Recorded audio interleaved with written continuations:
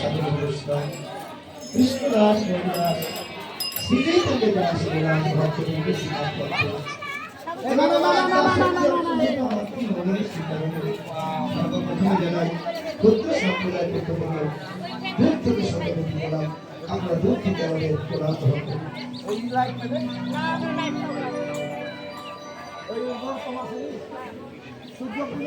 যে হরিনাম শ্রবণ করবার জন্য আপনারা দূর থেকে ছুটে আসে, কি আছে এই হরিনামে? কি আছে মানুষ হরিনামে উন্মাদ হয়ে যায়? কি আছে যে নাম শ্রবণ করবার জন্য আপনাদের ভক্তের নাম শ্রবণ করবার জন্য কমিটি বাবারা কয়েক লক্ষ টাকা ব্যয় করে ভক্তকে আহ্বান করে?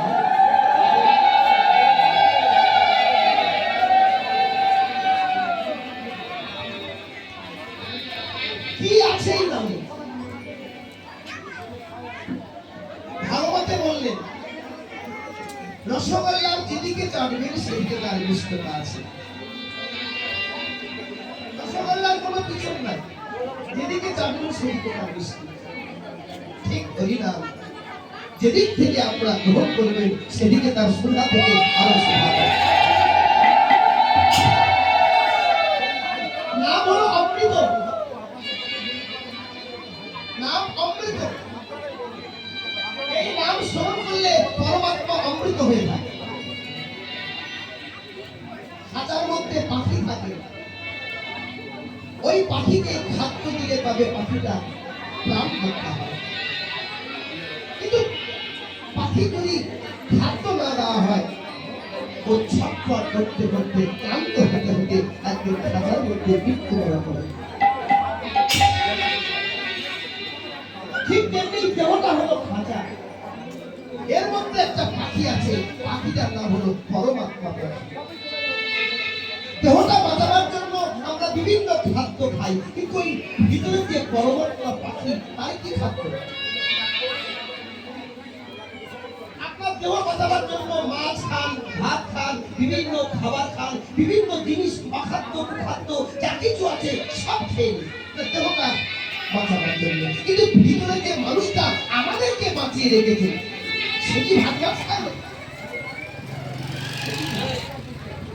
পরমাত্মা পাখি কি খায়? পরমাত্মা কি খায়?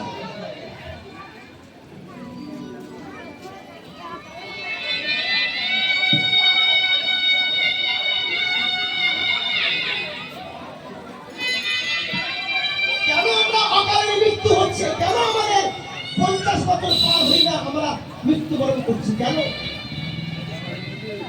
ওই আগে বললাম খাঁচার মধ্যে পাখিকে খাওয়ালে তবে পাখিটা বাঁচে, তেমনি আমাদের শরীরে যে পরমাত্মা পাখি আছে তাকে খাওয়াতে হবে। কি খাওয়াবেন? হরি গুণ সংকীর্তন, হরি গুণ সংকীর্তন। আপনিও সকাল দুপুর সন্ধ্যা বেলা 3 বার হাতে তালি দিয়ে ওই মানুষটাকে বাঁচান, পরমাত্মাকে বাঁচান। আপনি বাঁচবেন না, আপনি দুর্বল হয়ে যাবেন, আপনি রোগাক্রান্ত হবেন, বিশ্বের সর্ব থেকে কঠিন রোগ আপনার ধরবে, আপনার ক্যান্সার হতে পারে এই হরিনাম না হবে। আপনি নাম করুন, নাম করে যান।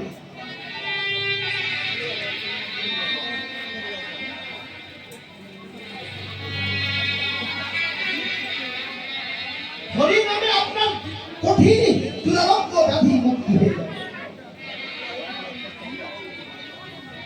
হরিনামের অনেক গুণ।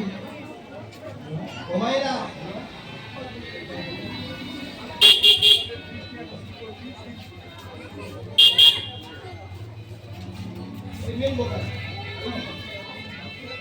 ওই যে অনুসন্ধান অফিসের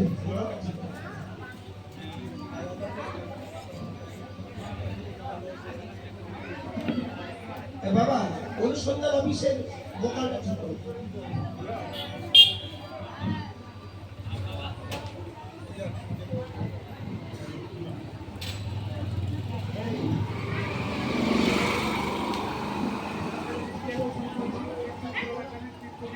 হরে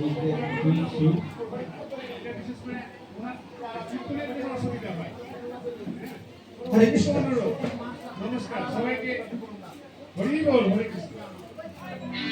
হরিনামে মানুষের কঠিন থেকে কঠিনতম দুরারোগ মুক্তি হয়ে যায়। বিশেষ করে পৃথিবীর মধ্যে সর্বশ্রেষ্ঠ রোগ হলো ভবরোগ, সংসারের রোগ। এই ক্যান্সারের থেকে আরো কঠিন। জানেন, আমাদের ভারতবর্ষের কলকাতা ইউনিভার্সিটি একজন প্রিন্সিপাল সন্তান রেখে স্ত্রী মারা গেছে, আর বিবাহ করেননি, ছেলেটাকে মানুষ করতে করতে ছেলে চাকরি দিয়েছে, বাবা অবসর হয়েছে। কিন্তু তার কঠিন রোগ, যখন পরীক্ষা করা হলো তার ক্যান্সার হয়েছে। জীবনে কখনো হরিনাম করেন, জীবনে কখনো ঈশ্বরের চরণে মাথা নত করেন। তার যখন ক্যান্সার হয়েছে, সমস্ত সম্পদ তার যে ছিল সবই ব্যাধিতে চলে গেছে। বৌমা চিন্তা করলেন, এই শ্বশুর থাকলে আমরা সর্বশান্ত হয়ে যাব। ডাক্তার যতগুলো ঘুমের বড়ি দিয়েছিল, সব ঘুমের বড়িগুলো ভালো করে সিলে বেটে ঔষধের সঙ্গে শ্বশুরকে খাইয়ে দিয়েছে। ঘুমের বড়ি খেয়ে শ্বশুর অজ্ঞান হয়ে গেছে। সবাই ভাবছে মারা গেছে। মাছের খাটিয়া তৈরি করে সবাই শ্মশানে, কলকাতার শ্মশানে নিয়ে যাবে।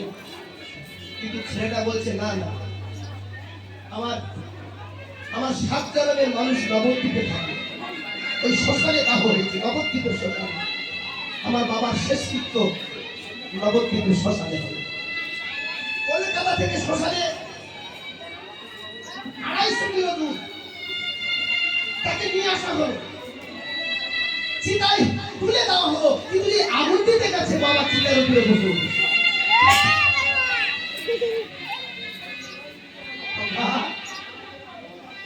আমি তো মরিনি বাবা, আমি তো ছেলে বলছে, তোমার ইয়ার্কি করার সময় হলো না বাবা।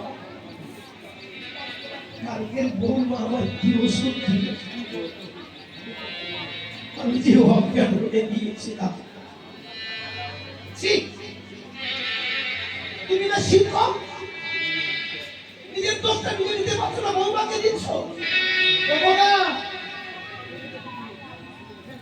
খোকারে, তুই যখন শ্মশানে এনে ফেলেছিস, আমার বিশেষ গন্তব্যস্থান নবদ্বীপে এনেছিস, তুই যা, আর নবদ্বীপ থেকে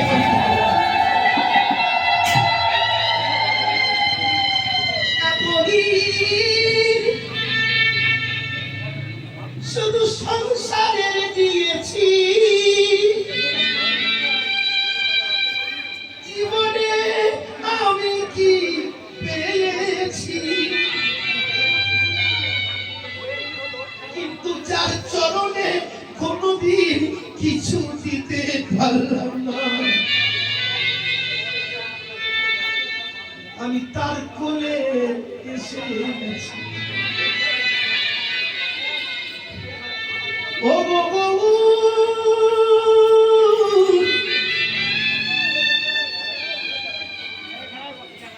গৌর হরিব,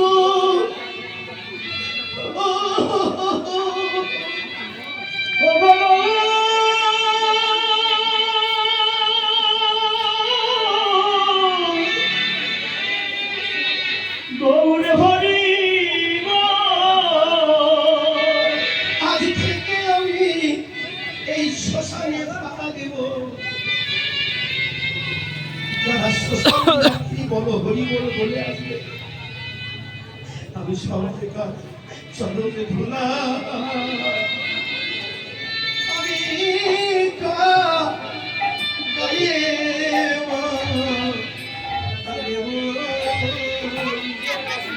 আমি সবাই চরণ ধুলা।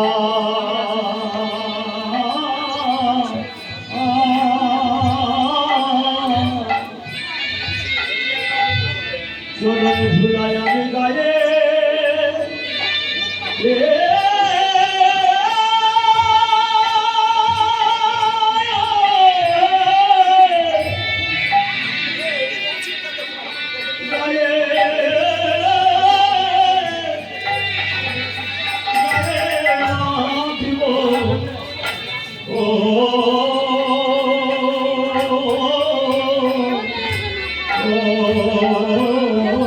সবার চরণ আমি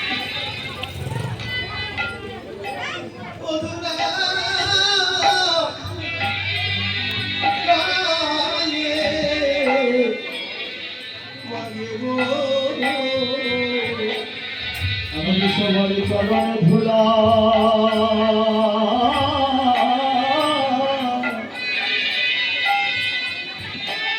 চরণ ধুলা গায়ে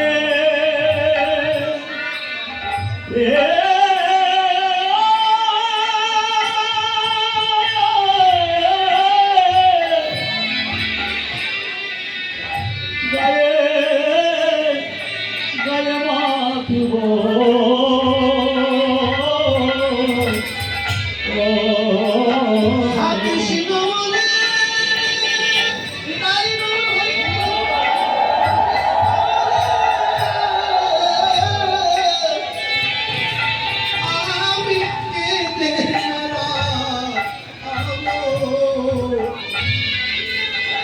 ভক্তের চরণ ধুলা আমি গায়ে মাগিব। কৃষ্ণ বলে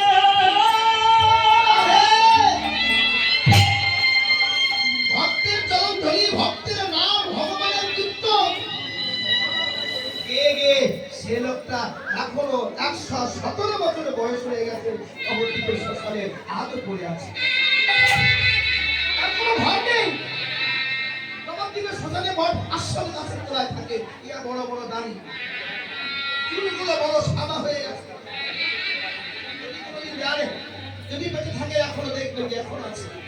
117 বছর বয়স, কিন্তু সে মনে হবে 117 নয়, 60 বছরের মানুষ বেঁচে আছে। কেন বলেন তো? নাম আর ভগবানের প্রতি বিশ্বাস। যার ভগবানের প্রতি বিশ্বাস আছে সে অটুট, তাকে কেউ কখনো হারাতে পারে না। পৃথিবী তাকে কখনো হারাতে পারে না। পঞ্চপাণ্ডব কিছু ছিল না, সব কেড়ে নিয়েছে, তবু ভগবানকে ছাড়ি।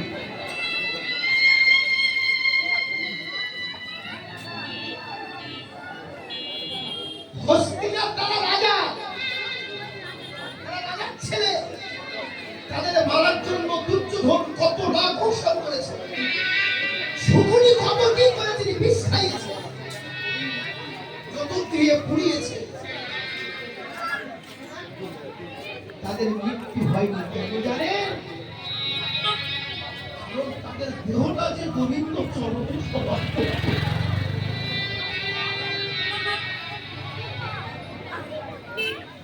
ভক্তের দেহ হল ভগবান। যারা একবার গোবিন্দ চরণে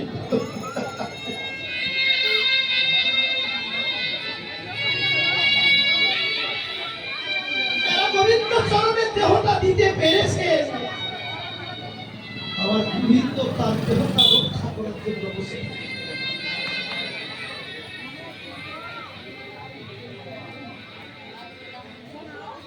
আপনারা কৃষ্ণ বলে কারণ আপনাদের চিন্তা করতে হবে না, চিন্তা করবেন ভগবান। ভগবান নিজে গীতায় বলেছেন, অনন্যা চিন্তান্তাং যেজনা পুচ্চ পশ্যতে সংযুক্তাভিযুক্তনাম যক্ষমাং বহম্মহম। ভক্ত অন্যান্য চিন্তা ছেড়ে যদি আমার চরণ ভজন করে, তার যদি অভাব হয়, আমি কাঁধে করে বোঝা তার ঘরে পৌঁছে দিয়ে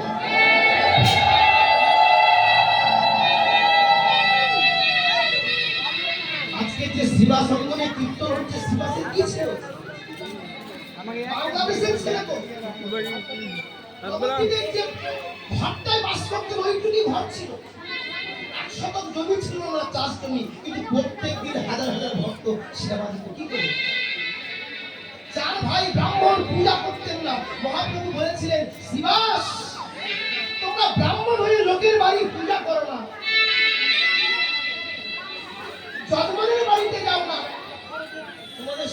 চলবে কি করে?